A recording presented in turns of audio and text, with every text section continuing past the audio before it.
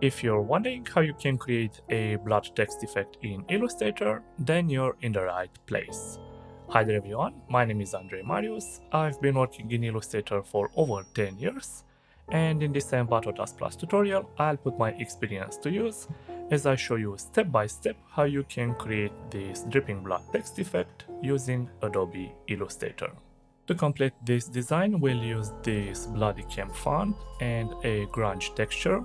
Both of these assets come from Envato Elements, so make sure to check out Envato Elements, where you can get unlimited downloads of stock videos, music, graphics, photos, fonts, and many more, all ready to use and with a simple commercial licensing. Plus, no lock-in contract, which means that you can cancel anytime. You can subscribe right now with the link in the description. If you haven't done it already, subscribe to our YouTube channel. Remember to check that little bell icon to make sure that you will be notified when new tutorials are published. And that being said, let's move to Illustrator and start the work on the design. Create a new document. Select pixels from this drop-down menu. Set the width to 850 and the height to 750. Make sure that the color mode is set to RGB and the resolution to 72 pixels per inch, and then you can create your new document. Let's go to Window in the menu bar to open all the panels that have this checkmark. Make sure that the control panel is also active, and then you can start by selecting the type tool from your toolbar to add the text. You need to select that bloody cam font, which you got from Envato Elements. Increase the size to 130 pixels, center your text, and then you can click on your artboard to type in the text.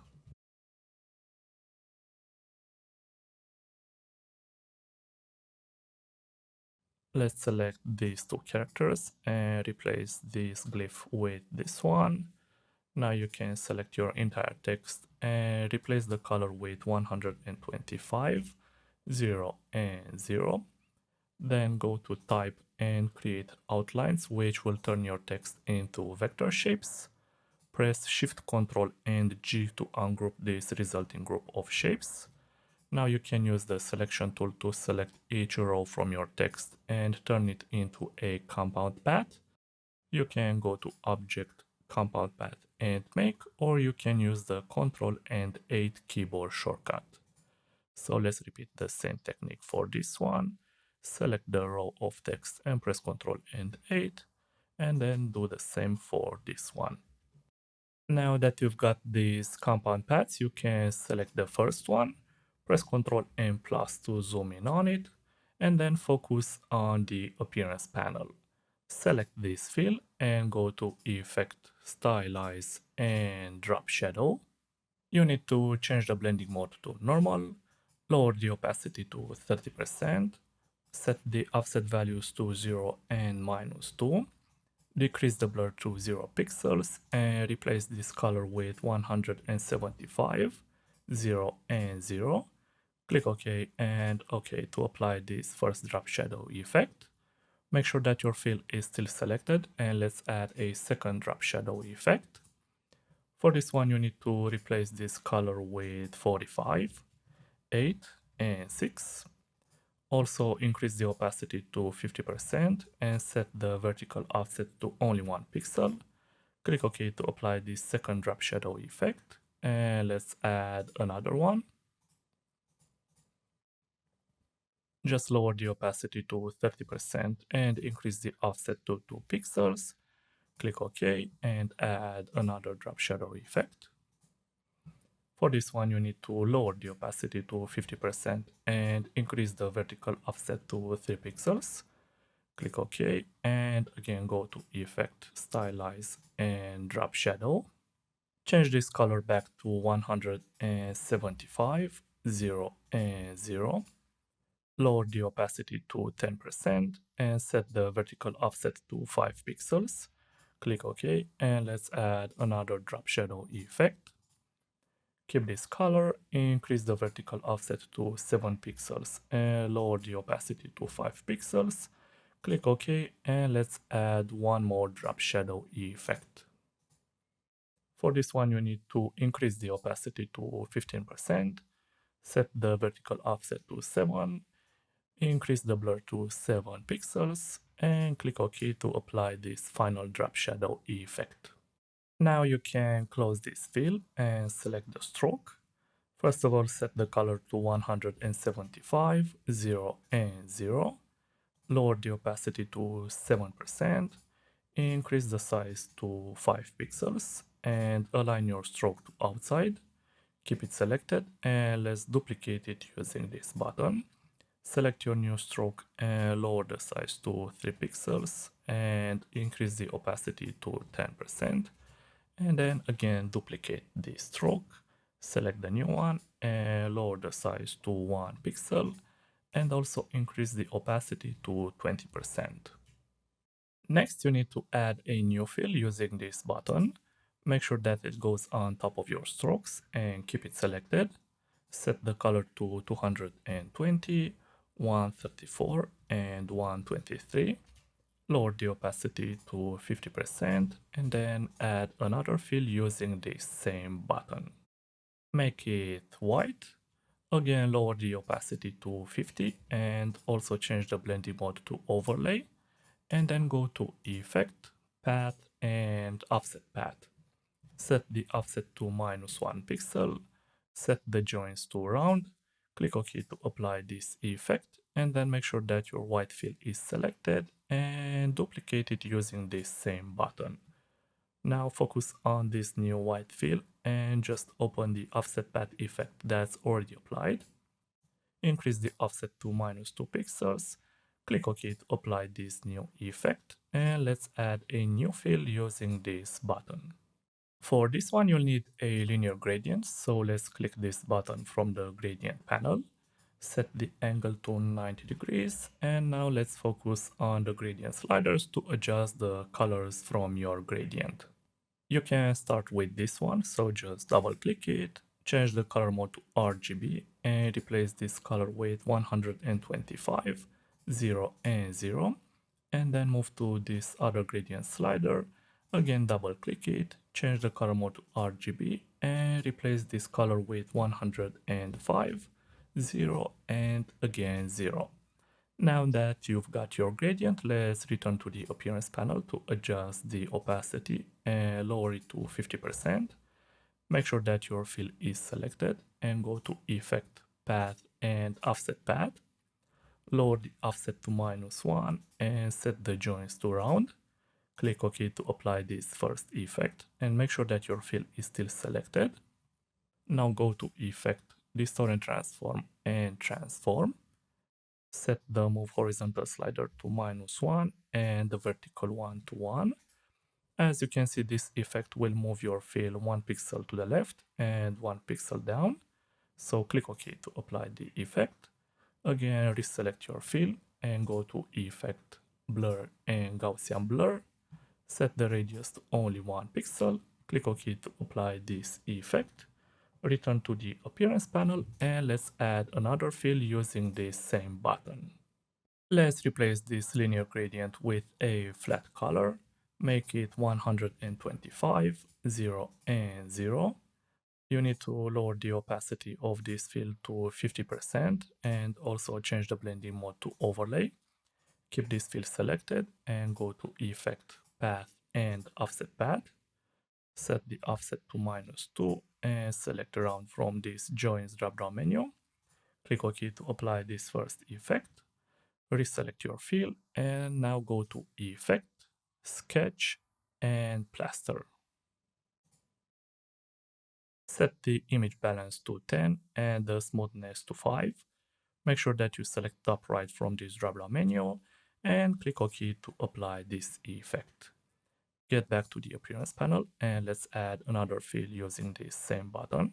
Keep this color, again change the blending mode to overlay and lower the opacity to 50% and then go to Effect, Stylize and Inner Glow. For the beginning, replace this color with black and then change the blending mode to normal, increase the opacity to 100%, set the blur to 7 pixels, make sure that this edge box is checked, And then you can click OK to apply this inner glow effect. Get back to the appearance panel and let's add another fill. Keep it selected. You need to apply a linear gradient and again set the angle to 90 degrees.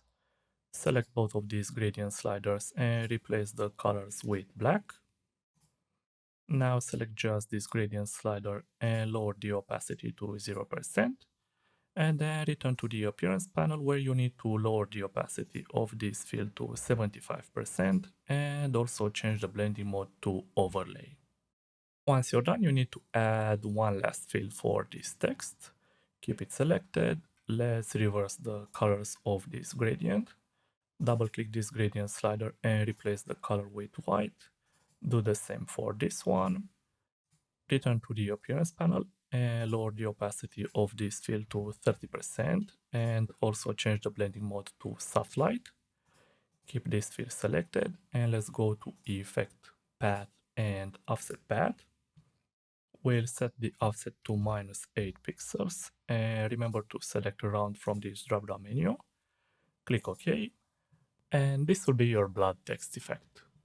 Let's press Ctrl and 0 to zoom back on the entire artboard and see how you can add this effect for the rest of your text. You can either go to the Layers panel, hold down the Alt key, and simply click and drag these target icons to transfer the appearance settings from one shape to another, or you can select the shape with the blood text effect, save it as a graphic style using this button from the Graphic Styles panel, and then select another piece of text from your design and simply click the graphic style to apply all those appearance settings. Now that you've got your blood text, we'll also add some blood drips. But before that, let's move this text to the center of the artboard. Select all your text and press Ctrl G to group it. Make sure that the alignment is set to artboard and then just click these two buttons to easily move your text to the center of the artboard. Once you're done, reselect the type tool from your toolbar. Make sure that the bloody camp font is still selected. Again, click on your artboard and just type in a point. This will be your blood drip. Press the escape key to easily switch to the selection tool. Again, turn this text into a vector shape by going to type and create outlines. Let's change the color to 125, 0 and 0. Press Shift Ctrl and G to quickly ungroup this shape. And then you can use the selection tool to place your blood drip in this position. Now hold down the Alt key and click and drag to add a copy of this shape. Spread some copies like this. Another one in this position and one more in this location. And when you're done, you need to select all of these shapes and simply click your graphic style to apply the blood style. Now things may look okay, but I feel that adding a bit of randomness to these blood drips would help. So select this one and rotate it 45 degrees to the left, and this one and rotate it 45 degrees but to the right, and then select these three blood drips. Go to Effect, Warp and Arc. Check this horizontal box and set the bend to 30%. Click OK to apply this effect. Continue with this blood drip and go again to Effect, Warp and Arc. This time you need to check the vertical box and keep the bend set to 30%. And then finally select this blood drip and go to Effect, Warp, and this time select Squeeze. Check this horizontal box and set the bend to -50%. Click OK to apply this effect. And now that you've got the blood text effect and the blood drips, let's also add a background. Select the rectangle tool from your toolbar. Simply click on your artboard, which will open this window where you can set the size of the shape that you wish to create. Make sure that it will cover your entire artboard and click OK. Select the stroke and remove the color. Select the fill and replace this color with 236, 222, and 207. Again, click these two buttons to move your rectangle to the center of the artboard and then right click it and go to Arrange and Set to Back, which will move your rectangle behind the rest of your design. Keep this rectangle selected and add a second fill. You need to apply a radial gradient for this new fill, so click this button from the gradient panel. Now select this gradient color and replace the color with 236, 222, and 207. And then select this other gradient color and change the color to 186, 172, and 157. Make sure that this gradient color has the opacity set to 0, and then change the blending mode of this fill to color burn. Now press Ctrl and minus to zoom out a bit, switch to the gradient tool, and let's adjust the gradient. Squeeze it using this point, and then stretch your gradient somewhat like this. Once you're done, return to the appearance panel. You need to press the escape key to get access to the main settings. Make sure that your top fill is selected and duplicate it. Select this new fill and first of all reverse the gradient. Double click this color and replace it with 215, 1, and 13. Get back to the appearance panel and also change the blending mode of this fill to overlay, and then add a new fill using this same button. Let's make it black. Change the blending mode to multiply. Lower the opacity to 15% and then go to Effect, Sketch, and Note Paper. You need to drag these sliders to 25, 10, and 11, and then you can click OK to apply this effect. Head back to the appearance panel to add one last fill. For this one, you'll need a built-in pattern, which you can access by opening the flyout menu of the swatches panel and going to Open Swatch Library, Patterns, Basic Graphics, and Basic Graphics Textures. You'll need this diamond pattern, so click it to apply it to your fill. You can close this panel. Let's lower the opacity of this pattern to 10% and also change the blending mode to multiply. And then go to Effect, Artistic, and Film Grain. Set these sliders to 20, 0, and 10. Click OK to apply this effect. And now you need to duplicate this rectangle. Press Ctrl C to copy it, and then Ctrl Shift and V, which will add a copy of your rectangle in the same place, but on top of the rest of your design. You can press Ctrl and plus to zoom in on this copy. Let's return to the appearance panel and select these fields. Keep in mind that you need to hold down the Ctrl key to select more than one fill from the appearance panel. Once you're done selecting these fields, remove them using this button. Select the remaining fill and focus on the gradient panel to adjust the colors. Start with this one and make it black. And then select this other gradient color and replace the color with 186, 172, and 157. Now head back to the appearance panel to change the blending mode of this fill to soft light, and then duplicate it. You need to reverse the gradient that's applied to this new fill. Double click this gradient color and make it black. And then get back to the appearance panel to lower the opacity of this fill to 50%. Finally, you'll need texture number 15 from this pack. Simply drag it inside your Illustrator document, keep it selected, and set the height to 750 pixels. Center it using these same buttons. Make sure that the color is set to black, and don't forget to lower the opacity to 25% and also change the blending mode to soft light. With this final touch, your design is complete. I hope you've enjoyed this tutorial. Remember to hit that like button as it lets me know that I did a good job. Subscribe if you aren't already, and don't forget to click that little bell icon to be notified of any new tutorials. I'm Andre Marius, and I'll see you in the next video.